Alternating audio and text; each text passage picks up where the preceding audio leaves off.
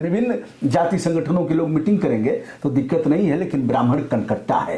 क्या है? कान काट करके, जैसे बकरे का कान काट दिया गया तो देवी को समर्पित हो गया। आदित्यनाथ योगी इन ब्राह्मणों पर अपराध भी दर्ज कराएंगे जिन लोगों ने मीटिंग किया है कि जातिगत मीटिंग कैसे कर दिया। गुलाम विधायक कहा जाएगा कि हमको बैठने पर अगर रोक लगाई जाए, ये हमारी आजादी है कि मैं अपने भाइयों के साथ बैठ सकता हूं, अपने समाज के लोगों को बैठ सकता हूं। अगर इसने पर ये हंटर चल रहा है तो कल पीड़ित ब्राह्मणों की आवाज सदन में बन करके ये उठा सकते हैं, ये असंभव है। पंकज चौधरी जो 1.5 फुटवा, कितना 1.5 फुटवा यह देखा और यहां तक नाप करके 1.5 फुटवा प्रदेश अध्यक्ष ने एक आदेश जारी कर दिया और हुकुर पुकुर कर रहे हैं लोग। उसका बाप सीने पर लिख करके कि हम निरपराध हैं, फंसाया गया है, चिल्ला चिल्ला करके थाने में जहर खा करके प्राण त्याग देता है। क्या आदित्यनाथ योगी की तरफ से 10 रुपया उस परिवार को गया? नहीं। शर्म क्यों नहीं आई ब्रजेश पाठक को कि प्रदेश में हत्या हुई, विकलांग की हत्या हुई, ब्राह्मण को छोड़ दीजिए, विकलांग की हत्या हुई, बुला करके कुछ दिया भी, उस मामले को जानते भी हैं, परिवार मिला भी और आज तक अपराध दर्ज नहीं हुआ। ब्रजेश पाठक डिप्टी सीएम रहने लायक है? इसके कहने पर पंकज चौधरी ने ऐसे किया। ये पार्टी की नीति होगी। ये पार्टी चाहती है कि जिस तरह से ब्राह्मण न्याय के लिए दर दर भटक रहा है, ये उनकी आवाज न बने। बिना प्रणाम के हम आशीर्वाद देना शुरू कर दें, यही ब्राह्मण कर रहा है। बिना निमंत्रण के लोटा उठा करके हम किसी के यहाँ भोजन करने चले जाएं। खबरदार भाजपा के ब्राह्मण विधायकों, तुम्हें बैठक करने का कोई अधिकार नहीं है। हिम्मत कैसे हुई कि बैठक किया? बैठक करके और फिर संदेश क्या देना चाहते हो? भारतीय जनता पार्टी के संविधान में यह चीजें नहीं है। नरेंद्र मोदी जी अब समस्त जातियों का एकत्रीकरण करके देश को परम वैभव की तरफ ले जाना चाहते हैं और तुम जातीय बैठक कर रहे हो। खबरदार, यदि भाजपा में रहना है तो सावधान। कुछ इन्हीं संदर्भों में डांट लगाई है भारतीय जनता पार्टी के प्रदेश अध्यक्ष पंकज चौधरी साहब ने। बवाल मचा है पूरे प्रदेश और देश में। ब्राह्मण विधायकों ने बाटी चोखा एक साथ खाया था, जो भारतीय जनता पार्टी के हैं, कुछ अन्य लोग भी थे उसमें।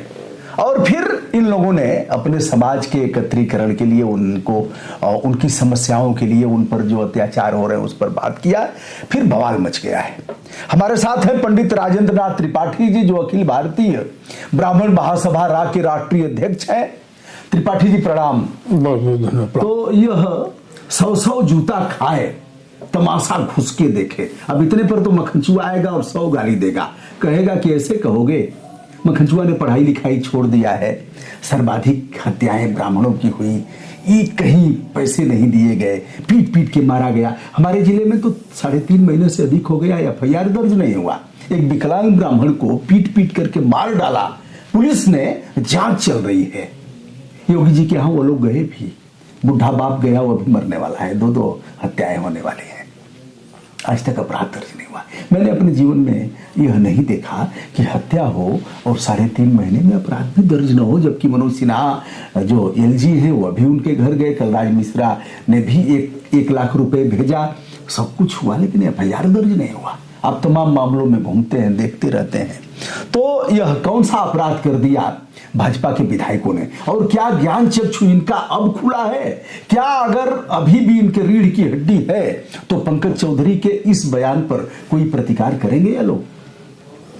दुबे जी, आप जान रहे हैं कि मैं पीड़ित ब्राह्मण, बेबस, लाचार, न्याय से वंचित ब्राह्मणों की लड़ाई एक लंबे समय से लड़ते आ रहा हूं जी।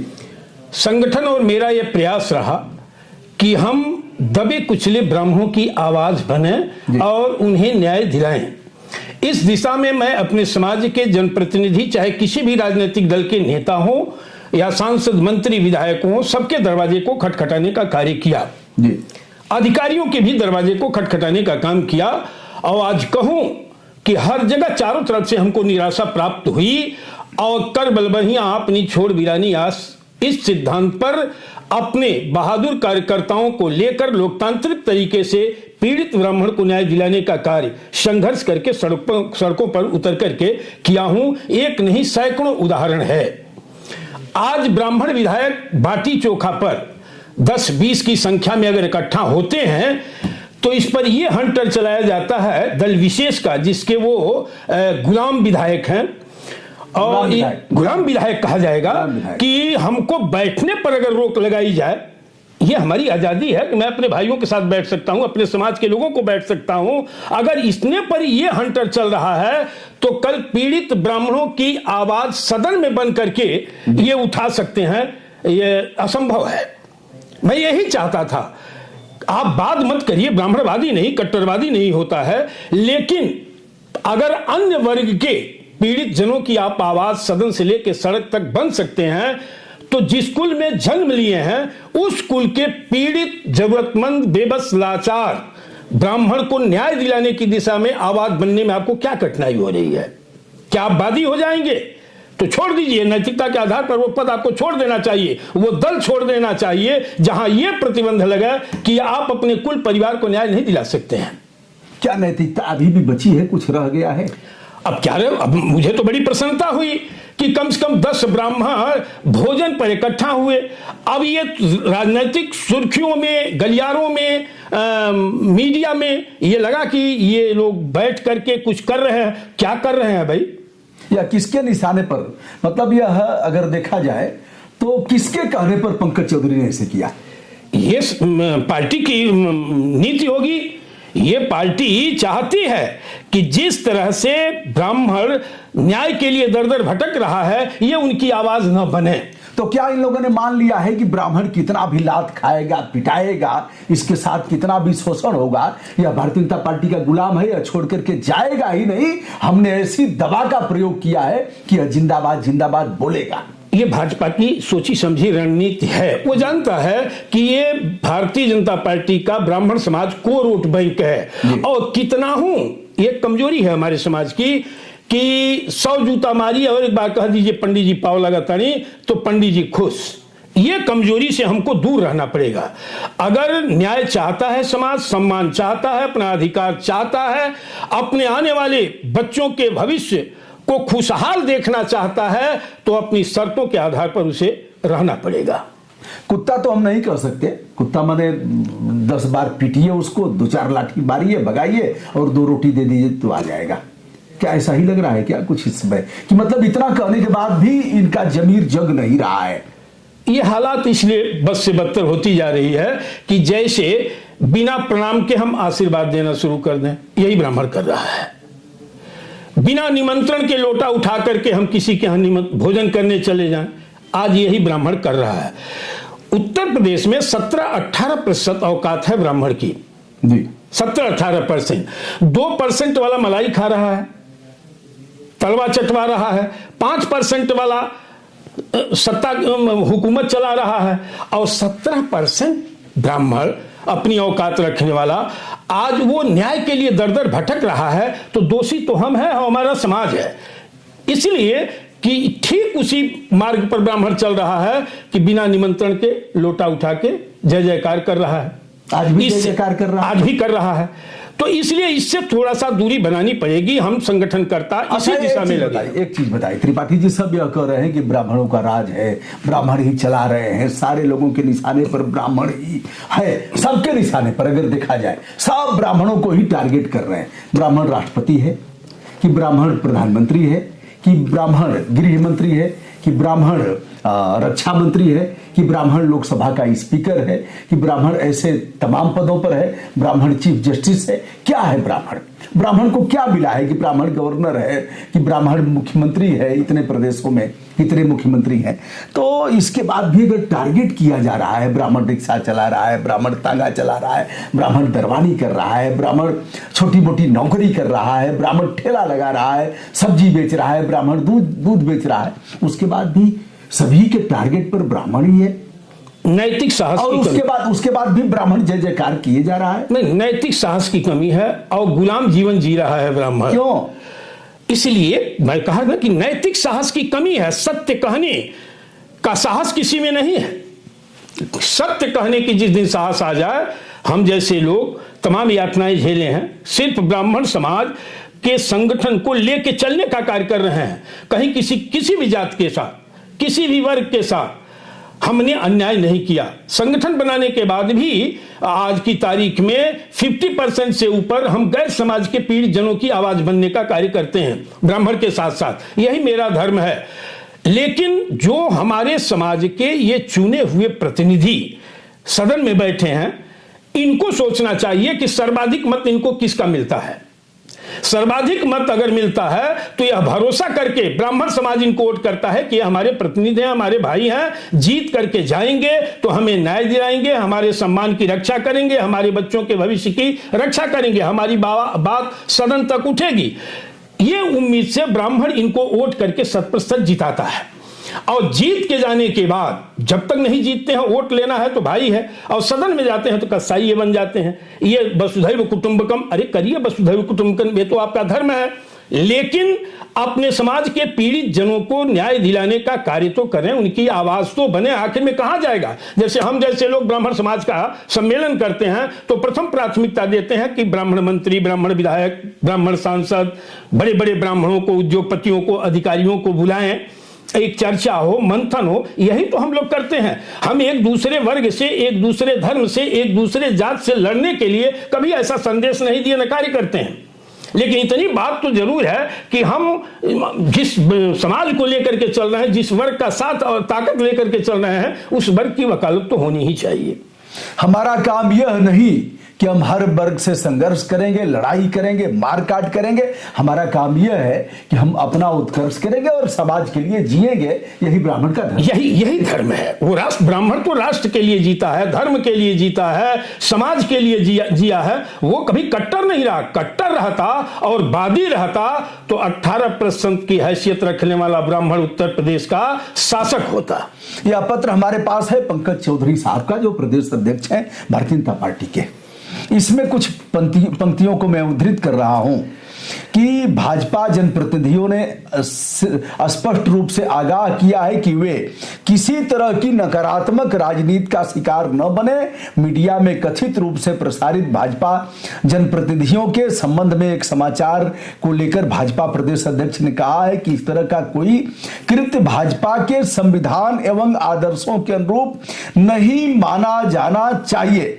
सिद्धांतों और आदर्शों पर आधारित यह राजनीतिक दल है।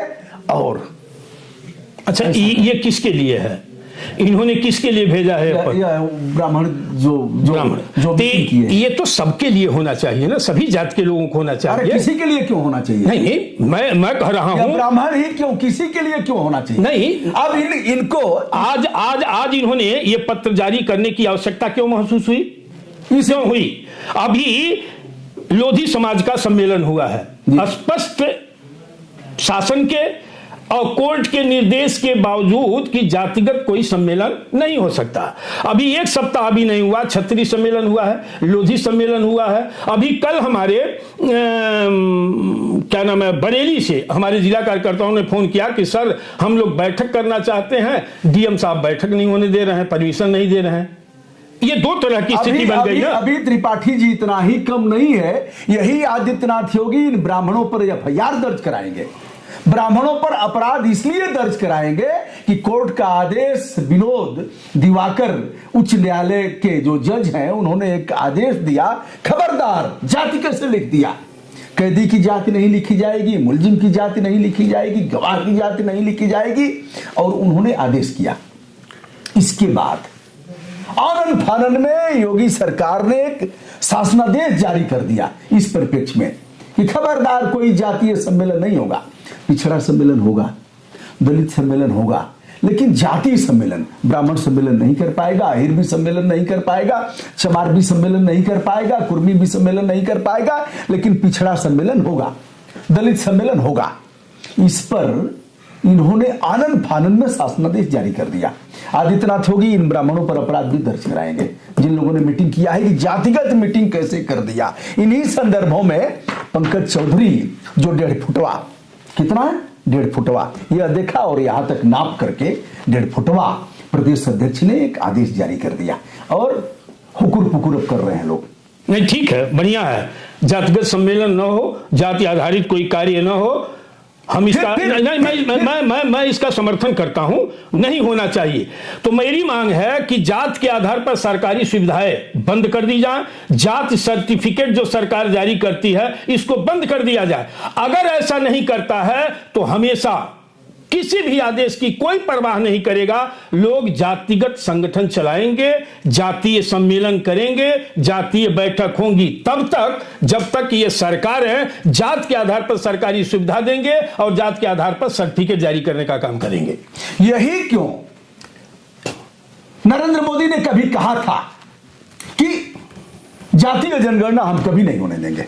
यह भी कहा हमारी 4 जातियां, किसान, नौजवान, छात्र, महिलाएं, 4 जातियां हमारी हैं और हम जाति जनगणना कभी नहीं होने देंगे। वोट के लिए, अगले बार प्रधानमंत्री बनने के लिए और सर्वमान्य नेता होने के लिए इन्होंने जाति जनगणना कर दिया।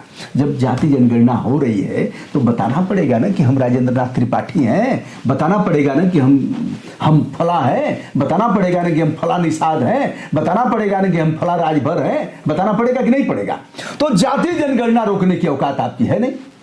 आप तो आग लगाना चाहते हैं कि आने वाले समय में हम लड़ा करके जाति जात से और वर्ग संघर्ष करा दें, पूरे भारत को तबाह करा दें। ये आपकी मंशा है। नहीं तो किस चीज का अंग है जातीय जनगणना? सरकार जात लिखने पर रोक रही है, जातीय सम्मेलन, जातीय बैठक करने पर रोक लगा रही है, तो जातीय गणना की आवश्यकता क्या? बिल्कुल ठीक कहा आपने।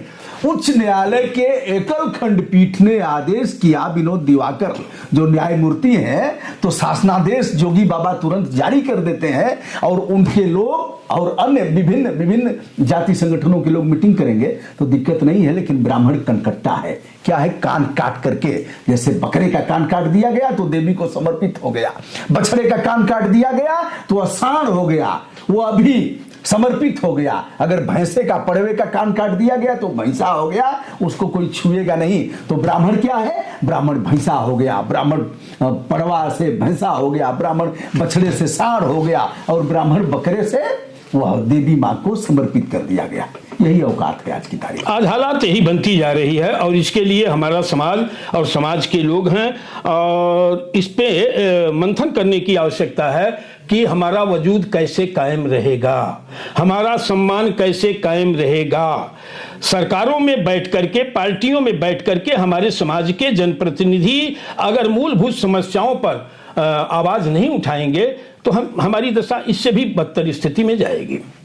कौशाम्बी में नहीं पता, इस पर हम कोई टिप्पणी नहीं करेंगे कि उस लड़के ने क्या किया, छेड़खानी किया नहीं किया। पुलिस ने एक बार रिपोर्ट दर्ज किया, फिर पुलिस ने रिपोर्ट लगाया कि नहीं ऐसा कुछ नहीं हुआ था, कोई छेड़खानी नहीं हुई थी उस बिटिया के साथ। और उसका बाप सीने पर लिख करके कि हम निरपराध हैं, फंसाया गया है, चिल्ला चिल्ला करके थाने में जहर खा करके प्राण त्याग देता है। क्या आदित्यनाथ योगी की तरफ से 10 रुपया उस परिवार को गया? क्या उस मामले में कोई न्याय मिल पाई? बड़े बड़े सूरमा गए थे, कुछ नहीं उखड़ पाया। यही दिन देखना था। इसके बाद भी अगर ब्रिजेश पाठक को शर्म नहीं लग रही और डॉक्टर दिनेश शर्मा को, त्रिपाठी जी एक चीज पूछ रहा हूं, ब्रिजेश पाठक की क्या औकात है? केवल एक नाम पर वह डिप्टी सीएम बने हैं कि ब्राह्मण है, ब्राह्मण को संगठित करेंगे। और कोई क्वालिटी लग रही है आपको? चुप रहेंगे आप, बोलेंगे नहीं? नहीं बोलेंगे, निश्चित पाठक जी डिप्टी सीएम है ना, बोलेंगे। पाठक जी डिप्टी सीएम है तो कल आप कुछ कहेंगे तो कहेंगे। त्रिपाठी जी आप तो दुबे जी के चैनल पर हमको आप धो रहे थे, तो हम आपकी बात नहीं सुनी। भारतीय जनता पार्टी की सरकार में दिनेश शर्मा जी और ब्रिजेश पाठक जी ये 2 बड़े चेहरे हैं ब्राह्मण समाज के जी। इनकी जो क्षमता है वो तो डिप्टी सीएम है और ये पूर्व डिप्टी सीएम है और भाजपा राज्यसभा के सांसद भी हैं। किन परिस्थितियों में खुल के अपने समाज की रहनुमाई नहीं कर पाते, लेकिन मेरा मानना है कि एक बड़े चेहरे हैं समाज के और जितनी इनकी वर्तमान में हैसियत है उस अनुसार अपने समाज के लोगों को सम्मान और उनकी आवाज बनने का काम करते हैं। परिणाम जो भी हो करते हैं, मिलता है नहीं मिलता, मैं इसका गवाह हूं कि जो भी गया उनको अंतोष मिला कि नहीं मिला, लेकिन प्रेम से आवाज उनकी बनते हैं। त्रिपाठी जी ब्रजेश पाठक और डॉक्टर दिनेश शर्मा की बात कर रहे हैं। हमारे यहाँ 3.5 महीना पहले सिया राम उपाध्याय को पीट करके मार डाला गया, वो विकलांग था। पुलिस ने पीट पीट करके मार डाला। पाठक जी गए थे, कुछ अपना इकट्ठा करके, और राजकोष से नहीं दिया गया, कहीं से दे करके बोल दिए होंगे पैसा तो हो ही जाएगा। आज तक एफआईआर दर्ज नहीं हुआ। क्या पाठक डूब करके क्यों नहीं मर गए अब तक? नहीं, शर्म क्यों नहीं आई ब्रजेश पाठक को कि प्रदेश में हत्या हुई, विकलांग की हत्या हुई, ब्राह्मण को छोड़ दीजिए, विकलांग की हत्या हुई, बुला करके कुछ दिया भी, उस मामले को जानते भी हैं, परिवार मिला भी, और आज तक अपराध दर्ज नहीं हुआ। ब्रजेश पाठक डिप्टी सीएम रहने लायक हैं? ब्रजेश पाठक उस सरकार के डिप्टी सीएम हैं जो अभी हाल में घटी घटना कि 10 ब्राह्मण चाय पर बाटी चोखा पर इकट्ठा हुए और सरकार को और पार्टी को बर्दाश्त नहीं हो रही है कि कैसे ब्राह्मण जुट गए। उस पार्टी के डिप्टी सीएम हैं, तो जितनी उनकी औकात है उतना वो करते हैं। मैं इसको बड़े मजबूती के साथ कह सकता हूं। सैकड़ों मामले हैं जहां ये आवाज सुनते हैं, परिणाम जो हो ऐसी बात नहीं, लेकिन ये इग्नोर कर जाते हैं, नहीं मैं ये नहीं सुनूंगा, ये मुझसे नहीं होगा। चाहे वो दिनेश शर्मा जी हो, चाहे ब्रजेश पाठक जी हो, ये इतना तो करते हैं, मरहम ही लगा। इस पर काहे खामोश हैं? ब्रजेश पाठक के पास दम नहीं है कि बोले? मैं इसमें पूछूंगा कि मैं भी मीटिंग में जाऊंगा, मैं उस समाज से जाना चाहिए, बिल्कुल जाना चाहिए कि अपने समाज का अगर कोई व्यक्ति परिवार इस तरह से न्याय से वंचित हो, अन्याय का शिकार हो, तो उसमें मुखर होकर के इन नेताओं को बोलना चाहिए। कहें दही जम गई है दिनेश शर्मा के मुंह में, है क्या? उनकी औकात क्या है? डिप्टी सीएम रहने लायक है, राज्यसभा सदस्य रहने लायक है। इसीलिए जो हमारे हाँ में हाँ मिलाएं, ऐसे ही लोगों को बनाएंगे। राजनीतिक दलों की यह है कि जो उनकी चाटकारिता करे, गुलामी करे, चरणवंदन करे, ऐसे लोगों को सरकार और पार्टियां तवज्जो देती हैं। हमारे आप जैसे लोग स्थापित नहीं हो पाएंगे। इसलिए जबकि होना चाहिए कि आज राजेंद्र नाथ त्रिपाठी सांसद हैं, मंत्री हैं, विधायक हैं, चपरासी हैं, लेकिन मैं दावे के साथ कह सकता हूं कि इस प्रदेश में इतना बड़ा संगठन चलाने का सौभाग्य जो मुझे प्राप्त हुआ है कि एक आवाज पर हजारों ब्राह्मण इकट्ठा होते हैं और पूरे तन मन धन से मुझे सहयोग करते हैं और साथ देते हैं। मैं खुशनसीब हूं कि मैं एक चपरासी भी नहीं हूं, लेकिन समाज का स्नेह मुझे प्राप्त है, साथ मुझे प्राप्त है। उसका एकमात्र कारण है कि राजेंद्र नाथ त्रिपाठी 12 बजे भी रात को, 12 बजे 2 बजे रात को भी पीड़ित ब्राह्मण की आवाज सुनते हैं और उसकी आवाज बनने का कार्य करते हैं।